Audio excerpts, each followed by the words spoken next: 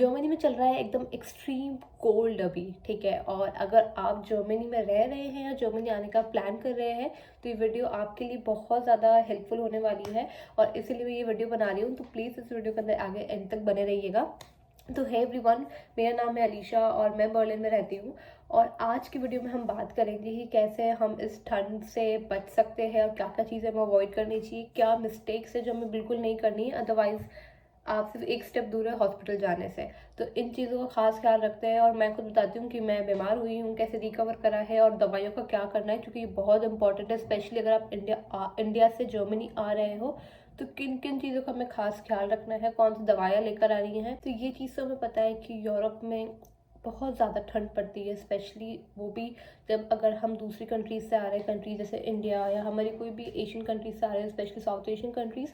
ऐसा नहीं कि हमारे पास ठंड नहीं होती, बट इस लेवल तक एक्सट्रीम नहीं होती कि टेम्परेचर ज़्यादातर माइनस में रहे। और स्पेशली पता है विंड्स के साथ में इतना ज़्यादा आपको ठंड फील होगी। जैसे अगर मैं अभी जस्ट अपना टेम्परेचर चेक करती हूँ तो शायद दिखाएगा -3 -5, बट क्योंकि विंड इतनी ज़्यादा रहती है, इतनी शार्प होती है कि वो टेम्परेचर को कम से कम 10 डिग्री तक और कम फील कराती है, ठीक है। अगर -5 एक्चुअल टेम्परेचर है तो आपको अलग से नीचे लिखा हुआ आता है कि फील्स लाइक -15 और -16। तो वो बहुत डेंजरस होती है और उससे भी ज़्यादा डेंजरस होती है ब्लैक आइस। ब्लैक आइस मतलब वही जो आप नॉर्मल बाहर चलते हो तो वो इतनी चिकनी होती है जो आपको एक बार दिखेगी भी नहीं और आपने हल्का सा भी ध्यान नहीं रखा तो आप सीधा स्लिप होंगे तो हमें पता है कि क्या क्या उसके वो हो सकते हैं, रिजल्ट्स हो सकते हैं।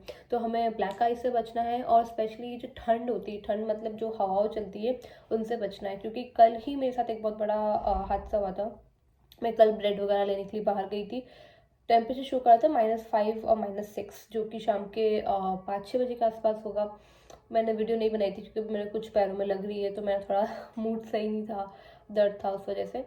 बट विथ विंड टेम्परेचर दिखा रहा था -15 शाम के 4-5 बजे बर्लिन के अंदर। और वो इतनी तेज़, इतनी ज़्यादा तीखी हवा थी ना कि मेरा इतना हेडेक हो गया, इतना हेडेक हो गया कि मेरे को तुरंत लिटरली घर आना पड़ा। और मेरा आने के बाद मैंने कॉफ़ी पी, सब कुछ किया। मेरे को ऐसे ठंड नहीं लग रही थी बट वो मेरे को इतना ज़्यादा परेशान कर रहा था कि मुझे इवेंचुअली 2 घंटे बाद इतना सर दर्द बर्दाश्त करने के बाद मुझे दवाई लेनी पड़ी है। अब दवाई से 2-3 घंटे बाद जाके मेरा सर कम हुआ है। तो इन चीज़ों से हमें बचना है। अगर बहुत ज़्यादा ठंड है तो कोशिश करो घर से बाहर ना ही निकलो जब तक ज़रूरत नहीं पड़ती, और निकल रहे हो तो पूरा कवर करके जाओ। जबकि मैं भी कल गई थी ना, 2-3 लेयर पहन के गई थी और टोपा पहन रखा था मैंने। स्कार्फ जो था नॉर्मली मैं गले में बांधती हूँ बट कल मैंने उसको स्टाइल के चक्कर में नहीं, बल्कि मैंने कल अपने कान और नाक पूरी कवर कर रखी थी। तो ये चीज़ आपको भी खास ख्याल रखनी है। ये भी मैंने स्कार्फ पता है बहुत देर बाद कवर किया, शायद उस वजह से मेरा सर दर्द बैठ गया था। तो हमें भी इस चीज़ का ध्यान रखना है कि जब भी बाहर जाए एक मफलर वगैरह कुछ भी लेके जाओ, अपनी नोज़ को पक्का कवर करो, नहीं तो पक्का सबको ठंड होनी ही होनी है। तो ये चीज़ थोड़ा ध्यान रखना। और लेयरिंग इज़ द की। सबसे ज़्यादा आपको ध्यान रखना है लेयर करने का। अगर आपको लगता है कि ऊपर बहुत ज़्यादा हो रहा है तो एक अंदर एक वार्मर पहन के रखो, देन अपना नॉर्मल कपड़े वगैरह आप जो भी पहनते हो वो पहनो। एक स्वेटर के ऊपर एक कोशिश करो जैकेट पहनो, और जैकेट अपने नॉर्मल इंडिया वाली तो मत ही पहनना। जो भी ऐसी होती है ना जो एक माइनस टेम्परेचर तक काम करती है, अब डिकैथलॉन से लो या जो भी अच्छी ब्रांड्स होती हैं उनसे ले लो, क्योंकि एक काइंड ऑफ इन्वेस्टमेंट ही मानो। क्योंकि एक बार आप नॉर्मल जैकेट ले लोगे बट अगर बीमार पड़ गए तो वो बहुत महंगा पड़ जाएगा। नॉर्मल जैकेट से आप काम नहीं करती है जिस अकॉर्डिंग ठंड होती है। कल भी मैं गई ना तो मुझे कहीं ना कहीं कुछ तो फील हो रहा था कि शायद मैं एक लेयर और डाल सकती थी या फिर मैं जैकेट दूसरा वाला पहन सकती थी। तो उन चीज़ों का हमें रखना है खास ख्याल। और ये सिर्फ बॉडी के लिए ही नहीं है, टोपे के लिए भी है, मतलब सर के लिए भी। अगर आपने कैप लगा रखी है तो मफलर भी लगा लो ताकि कान भी डबल ढक जाए, नाक बंद हो जाए। ग्लव्स के अंदर ग्लव्स पूरे वाले पहनना। और इसके अंदर ग्लव्स में बहुत वैरायटी आती है। एक तो नॉर्मल होते हैं जो हम लोग पहन लेते हैं, एक होते हैं ये भी माइनस टेम्परेचर के हिसाब से, वो पहनो। और सॉक्स के अंदर जो मोटे वाले सर्दी के हिसाब से आते हैं ना वही वाले पहने। नॉर्मल सॉक्स पहन के बिल्कुल मत जाना, वरना आपकी पैरों की फिंगर्स है ना पूरी सुन हो जाएगी, आपको फील भी नहीं होंगे पैर, और वहाँ प्रॉब्लम क्रिएट हो सकती है। तो कोशिश यही करो कि जो मोटे वाले ऊन वाले जो आते हैं ना वही वाले हमें सॉक्स पहनने हैं ये विंटर्स के अंदर। और नहीं है तो खरीद लो, और नहीं खरीदना तो फिर वही कि जो नॉर्मल सॉक्स हम पहनते हो वो कम से कम 2 तो पहनो ही पहनो, क्योंकि आपके पैरों की उंगलियां सुन हो जाएगी। मेरे साथ स्टार्टिंग में ऐसा हुआ था जब मैं ये मोटे वाले नहीं पहन रही थी, बट अब मैं मोटे वाले पहन के जा रही हूँ। तो मैं इसीलिए आप लोग को बता रही हूँ। तो लेयरिंग सबसे इम्पॉर्टेंट है, सिर्फ यहाँ की नहीं। और हाँ, इवन आपके पैंट्स के नीचे भी आप थर्मल पहनो। आपको इजीली कहीं भी ये वुलन वाले मिल जाएंगे अंदर थर्मल्स, तो वो वाले पहन लो।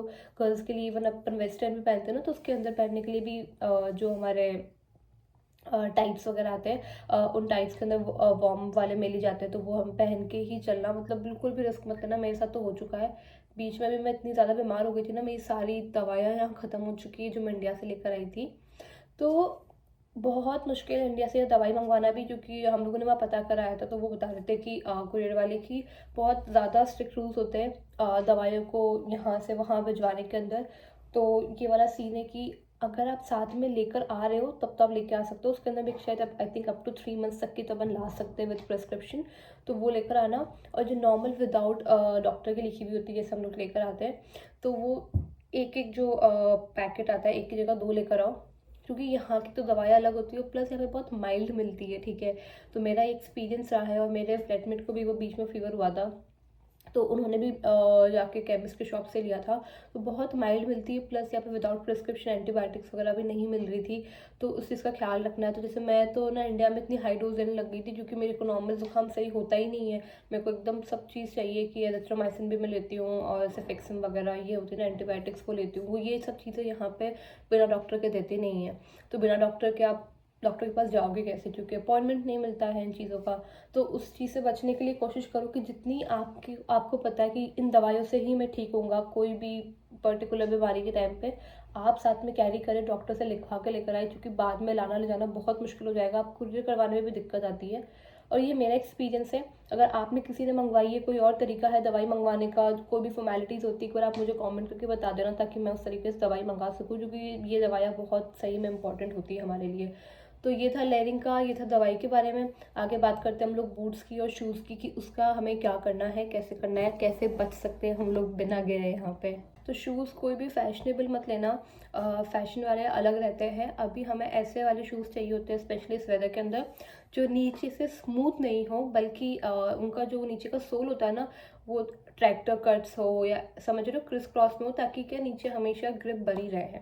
एंड मैंने खुद, क्योंकि यार फर्स्ट टाइम ऐसे वाले शूज़ लिए ना, तो मैंने नेट पे बहुत सर्च किया था, इवन चैट जीपीटी से पूछा, तो उन्होंने यही बोला था कि कोई भी शूज़ 100% एंटी स्लिपरी नहीं होंगे, ठीक है। तो जब भी चलो धीरे धीरे ही चलना है, मतलब बिल्कुल भी उस इम्प्रेशन में नहीं रहना कि ठीक है हमने ये शूज़ ले भी लिए तो फिसलेंगे नहीं। रहता है, कल भी मतलब मेरे को ऐसा लग रहा था कि ऐसे बिल्कुल नहीं फिसल रहे थे, बट हल्का सा अगर आप एकदम ऐसी जगह पे पैर रख दे जहाँ पे बहुत ज़्यादा वो ब्लैक आइस हो रही है, या इतनी स्नो आई वुड से इतनी चिकनी या स्मूथ हो चुकी ना, पक्का से आपका पैर एक बार तो आपको ऐसा वाला झटका आएगा ही आएगा। तो उस चीज़ से हमें बचना है, तो वैसे वाले बिल्कुल भी मत लेना। और थोड़ा कोशिश करो कि ऊपर तक लो, एटलीस्ट एंकल तक का तो सपोर्ट हो ही हो आपके शूज़ के अंदर। ये लो, और एक बार इसमें भी अच्छा इन्वेस्टमेंट कर लो, और सर्च कर लो कि कौन से आपके अकॉर्डिंग आपको लगता है सही है वो लेने। रनिंग शूज़ वगैरह आई वुड से कि जो हम लोग डेली स्पोर्ट्स वेयर पहनते हैं वो अभी बिल्कुल भी नहीं चलेंगे, तो पहन के मत जाना, क्योंकि स्लिपरी होता है। क्योंकि जब मैंने अपने नए शूज़ नहीं लिए थे ना, उससे पहले मैं अपने नॉर्मल शूज़ पहन के जा रही थी, जब स्नो भी हो रही थी, तो मेरे को उस टाइम फील हुआ था कि मैं 10 बार गिरते गिरते बची हूँ। तो वो रिस्क नहीं लेना। मेरे फ्रेंड का तो मैंने सुना था 1-2 बार तो हो गया कांड की आराम से गिरे हैं। तो उन चीज़ का खास ख्याल रखना है कि आप अपने शूज़ टाइम रहते चेंज कर ले, और वेट मत करो कि ठीक है चल जाएगा चल जाएगा। अगर आपको लगता है कि मतलब हम यहाँ रुक ही रहे हैं और इस टाइम पे हम यहाँ रहेंगे, तो शूज़ या तो इंडिया से आ रहे हो, जगह है इतनी तो लेके आ जाओ, नहीं तो यहाँ पे भी मिल जाएंगे। यहाँ पे भी काफ़ी सेल वगैरह चलती रहती है, बस थोड़ा कौन से लेने हैं उस चीज़ का हमें ध्यान रखना है शूज़ का, बाकी कोई दिक्कत नहीं है। तो बस यही चीज़ें थी जो लाइक जूतों की, कपड़ों की, और सब कुछ हमने बात कर लिया है। क्योंकि अब हमें पता है कि वेदर ऐसा रहने वाला है, तो हमें बस इन चीज़ों का ध्यान रखना है। चलते वक्त बिल्कुल भी फ़ोन यूज़ मत करो, जहाँ पे भी सपोर्ट दिखता है, अगर रेलिंग्स बनी हुई है तो कोशिश करो उसको पकड़ के चलो। बट क्योंकि फुटपाथ पे ज़्यादा हम लोग चलते, तो ज़्यादा ब्लैक आइस रहती है, ज़्यादा डेंजरस रहता है वहाँ पे। तो अगर आपको लग रहा है कि रेलिंग के सहारे चलने से भी अगर ज़्यादा रिस्की, कि नीचे ज़्यादा चिकना हो रहा है, तो उसको भी अवॉइड करो। स्टेप्स छोटे छोटे ही लेना। शूज़ पहन रखे तो ऐसा नहीं कि कुछ दिक्कत नहीं है। और अपने हाथों को हमेशा फ्री रखना, पॉकेट में डाल के कोशिश करो कि कम ही चलो। ग्लव्स पहन लो इससे अच्छा, क्योंकि जस्ट इन केस अगर गिरते भी है तो सपोर्ट बना रहेगा। जेब में हाथ है तो हमें पता ही कि कैसे हम लोग हाथ निकाल पाएंगे, और जब तक तो सारा हमारा लफड़ा हो चुका होगा। तो बस यही चीज़ है, इन चीज़ों का ध्यान रखना है। बाकी तो ठीक है। टेम्परेचर अभी ये महीने तो पूरा ऐसा रहने वाला है, पूरा जैन ऐसा रहने वाला है। हालांकि ऐसा होगा कि टेम्परेचर बढ़ेगा, बट अभी I think next for the 5 days तो दिखा रखा है कि बहुत ज़्यादा ही ठंड रहेगी। धूप निकल रही, धूप के अंदर भी हमें पूरा फील हो रहा है कि किस लेवल की ठंड है, किस लेवल की हवा चल रही है। यही था, मेरे को बस मैं यही चीज़ अवॉइड करना चाह रही थी। दूसरे भी ये चीज़ करें, क्योंकि मेरे साथ तो हो चुका है, बीमार हो चुकी हूँ, दवाइयाँ ख़त्म हो चुकी, दवाई कैसे मंगवानी है उसका मैं सोच रही थी कि या तो डॉक्टर के प्रिस्क्रिप्शन से भी अगर हमें मिल जाता है तो ठीक है, नहीं तो फिर यहाँ के मेडिकल पे जाके और मुझे पता करना पड़ेगा। और आप में से अगर कोई जर्मनी रह रहा है और दवाई आप लोगों ने किसी ने ली है मेडिकल से विदाउट डॉक्टर प्रिस्क्रिप्शन अगर देते हैं तो बता देना मुझे, ताकि मैं भी एटलीस्ट दवाइयाँ लेके रखूँ। बेसिक दवाइयाँ मेरे पास में है, जैसे बुखार की मेरे पास में है, बट ज़ुकाम की नहीं है। मुझे ज़ुकाम की ही ज़्यादा प्रॉब्लम रहती है सबसे ज़्यादा, तो वो प्रॉब्लम है। यहाँ पे भी हमारे इंडिया की तरह हमको ना फ़ोन पे वेदर वार्निंग्स आती रहती है, तो उसको बिल्कुल भी इग्नोर नहीं करना है कि जब वो बता रहे हैं कि इस टाइम पे चेयर है कि क्या है, हाँ, तो इस टाइम पे जब है ना हैवी स्नोफॉल हो सकता है या विंड तेज है, तो अननेसेसरीली घर से बाहर ना निकलो। तो यहाँ पे भी वैसा होता है, तो उन चीज़ों को इग्नोर मत करो, उन चीज़ों का खास ख्याल रखो।